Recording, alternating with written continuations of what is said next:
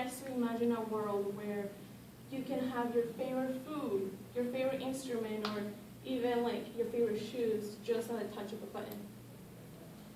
You guys had it? Okay, good. Well, today I want to talk to you about 3D printers. What 3D printers history is, their use, and their benefits. For the last year, I have done several research in what 3D printing means. I am a business technology student, and as one, I think it's really important for me to be aware of all these new innovative ways that are going to affect my career.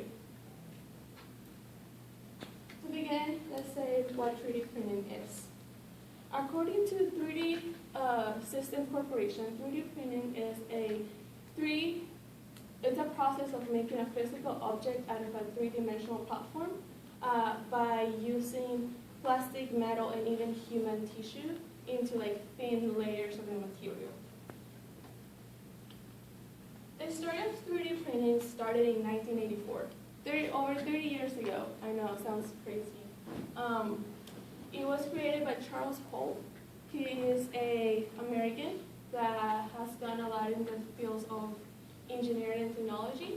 The first 3D printer used stereolithography, technologies that I will explain in more detail in the next slide. This technology is also called rapid prototyping technologies because it was believed that it would help the industry have a better, more cost-effective way of producing a product. And Charles Holt is that man on the bottom. He is a co-founder of 3D Systems Corporation, and of today, they're one of the main 3D-related companies worldwide. Next are different types of 3D printing. Like I said before, the first 3D printing was used stereolithography, which is a process of using liquid, like plastic liquid, into the printer, as you can see. I don't know if you can see, but it's like pouring like a liquid into the printer to come up with like the physical object. And another type of printing developed in the last 30 years is bioprinting, and this is more related to the medical side. This type of printing uses human cells and tissue to create like the organs or the different human parts. Like that one right there is the beginning of a human kidney.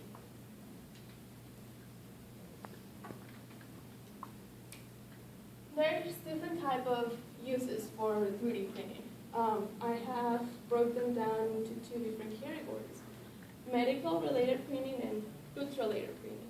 For the medical related, there's been organ printing for over 30 years now.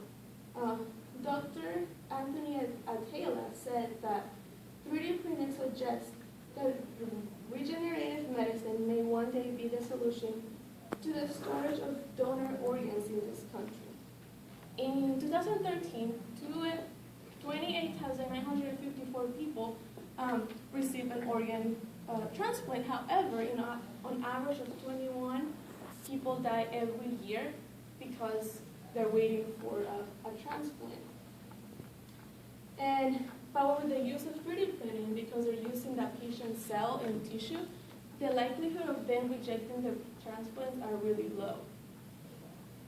Another type of medical related is a prosthetic printing. There is a company called RobotPen, which has open source parts, meaning that they're free to the public. Anyone that has a 3D printer can go and use these parts. That's Liam. He's a 5-year-old that was born without his right arm, but now he's using a 3D printed arm, and because they're based on his dimensions, he has a really like natural movement to it. Another way 3D printers are being used are by goods related. So there's food, 3D printed food, crazy, yeah. So in the article of A Guide to All the Food that fit 3D printing says that there has been chocolate, pizza, raviolis, cornbread, and more. But the 3D printed ink, it's really expensive, probably a couple $100. So right now, there's just like, not a lot of people have the ability to go and get a 3D printed food. However, in the next 40 years, about 20 to 30% of the population generation have tried a 3D printed food. Just in 5 years, imagine when we're out of college, we'll probably be able to eat 3D printed food. But even though you print them, you have to still cook them, and then we just make it for you, and you still have to like put them in the oven or in the microwave. And the last type of food related is object printing. Anything that you can think of has been 3D printed, from a coin to a life-size card, and a life-size card. So imagine all the things that you can print. And in addition, 3D printing has many benefits.